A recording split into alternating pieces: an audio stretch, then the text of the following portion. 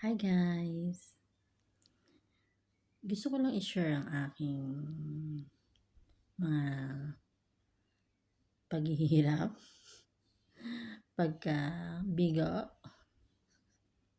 sa pag-a-apply papuntang abroad guys. Isa nga akong OFW guys. Ako'y nangarap maging OFW, mag-abroad. Naisipan ko guys, nung age of 20 years old pa lang ako. Gusto kong mag-abroad para makaipon, mabili ko yung gusto ko, at saka makatulong sa pamilya, sa mga magulang ko guys. Kaso, medyo mahina pa loob ko, hindi pa malakas ang aking loob, hindi pa matatag. Nasa isip ko lang guys, mag-abroad kaya ako, no? Kasi medyo malaki sahod, di ba guys? Malaki sahod doon sa ibang bansa. Tapos yun, year 30s na ako guys. 30 plus na ako, nakapag-anak ako. Nakapag-decide na ako, buo na yung loob ko. Sabi ko, ito na, sige na. Gabrid na ako. Totoo na to.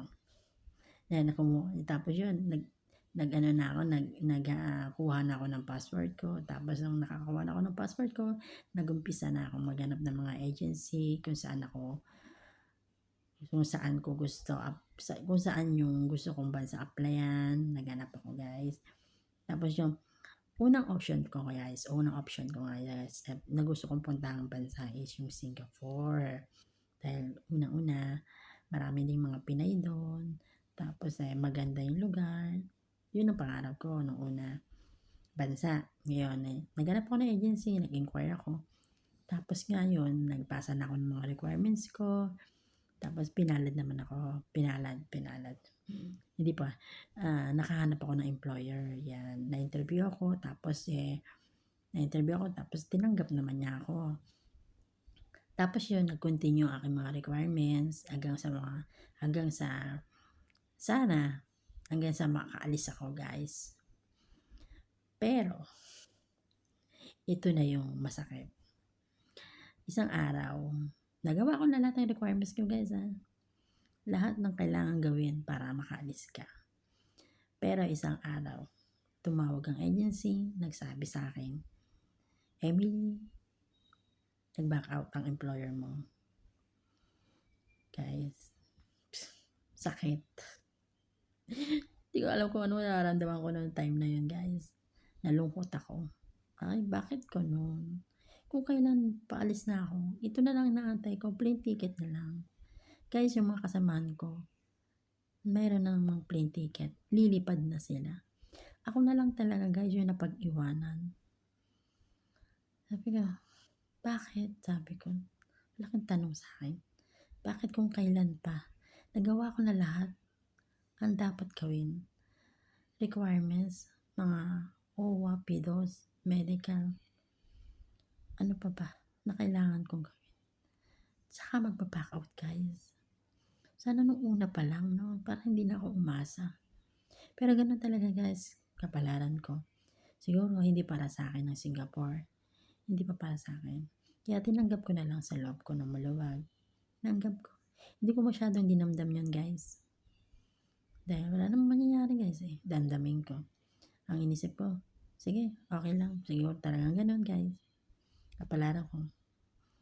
Hindi ako mapupunta doon. Kaya, nag-decide ako bawiin ang mga requirements ko sa agency. Nag-back out na din po ako doon guys. Tapos, naghanap ako ng panibagong agency. Yun. Ang naisipan ko ay mag-Middle East. Nag-try ako doon guys. Nilakasan ko na lang yung loob ko guys. Para makahanap muli ako ng employer. Merong meron ko ang nakitang apps sa FB. Ang pangalan niya Health for Choice. Nakatulong sa akin yun guys. Doon, maraming employer naghahanap ng mga katulong. I-message mo lang sila. Tapos pag na-receive nila yung message mo at nagustuhan ka nila, magre-reply sila sa iyo para interviewin ka nila. Tapos ngayon, nag-reply sa akin yung employer na minessage ko. Tapos sabi niya, pwede ba kita makausap, matawagan, yun. Tapos nag-reply ako, sabi ko, okay po ma'am sir, sabi ko. Tapos binigay ko yung number ko sa WhatsApp, nag-usap na kami. Usap niya, tapos yun, in-interview niya ako, yun, inlam niya yung mga experience ko, yung details ko. Tapos sabi niya, nagustuhan niya naman ako guys, nagustuhan niya. Tapos kaya, hinire niya na ako. Tapos nun guys, nag-continue na ako sa paglalakad ng mga requirements ko. Tinulungan ako ng agency ko hanggang sa makalis ako guys, year 2021, August 2021. Yun guys, August 2021, nakalis ako sa awa ng Diyos guys. May COVID pa nun guys 2021, hindi pa tapos ng COVID virus nun. Pero nakaalis na po ako nun. Pinalad naman po ako sa bansang Saudi dahil mabait naman po ang aking amo. 4 sila guys, yung amo ko babae at lalaki, tapos may 2 silang anak na dinatnan ko na 2 babae, 5 and 4 years old. So tiniis ko, tinaga ko, ang hirap, pagod po yan.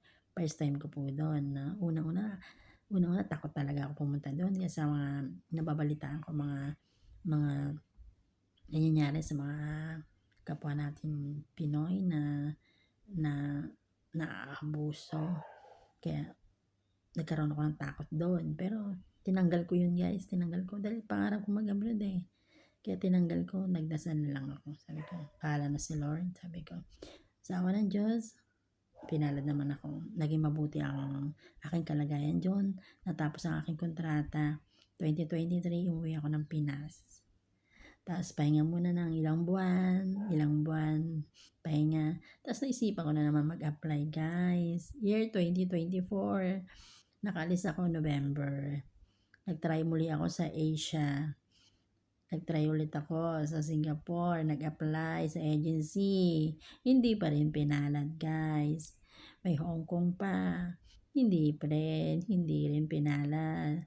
Kaya sabi ko, hindi pa para sa akin to. Sabi ko. Kaya nag-try po ako sa bansang Malaysia.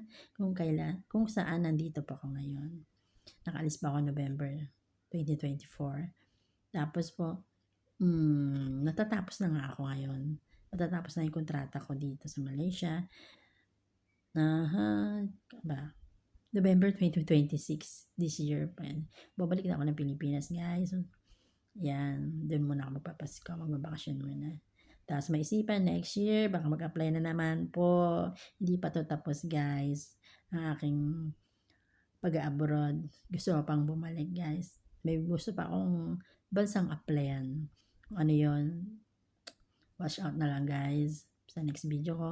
Sana pala rin ako guys dun sa bansang pinapangarap kong puntahan, applyan, at sana ay makahanap na ako ng maayos na makahanap uli ako ng maayos na employer dun sa bansang nasa isip kong gusto kong applyan guys. Yan guys, thank you for watching.